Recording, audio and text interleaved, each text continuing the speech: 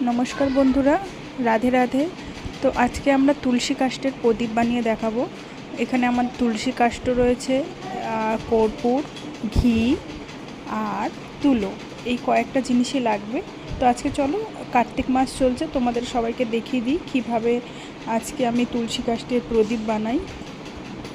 তুলসী গাছগুলো শুকিয়ে গেছিলো আমার, তো আমি ওগুলোকে ভেঙে সুন্দর করে প্লাস্টিকে রেখে দিয়েছিলাম এই কার্তিক মাসের জন্য। যে কোনো সময় তোমরা জ্বালাতে পারো, কিন্তু কার্তিক মাসে জ্বালানোটা খুবই মহত্বপূর্ণ।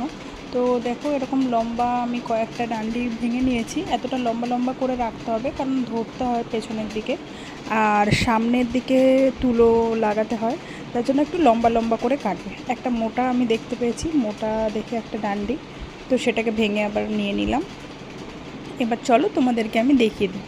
তো তুলো নিয়ে নেবে সবাই। প্রথমে তুলোটাকে প্লেন করে নেবে, কিছুটা পরিমাণ তুলো নেবে, যতটা একটু জড়ানো দরকার, খুব বেশি দরকার নেই, অল্প পরিমাণে তুলোটা প্লেন করে নেবে। সুন্দর করে প্লেন করে নিলাম, নিয়ে এবার ডান্ডিটা নিয়ে একটা সাইড থেকে গোটানো শুরু করে দেবো।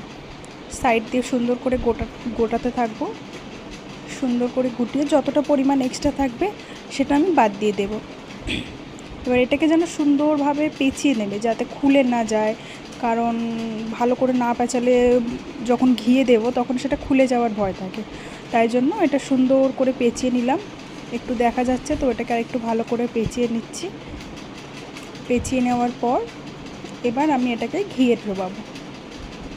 ঘিয়ে একটা বাটিতে করে নিয়েছি। তোমরা চাইলে তোমাদের যদি কোনো ডাব্বা থাকে, মানে কৌটোতে থাকে, তো সেটাতেও করতে পারো। আমাদের বড় একটা ডাব্বা এনেছিলাম, এবার কার্তিক মাস বলে মানে কৌটো এনেছিলাম, তো সেই জন্য আমি বাটিতে নিয়ে নিয়েছি।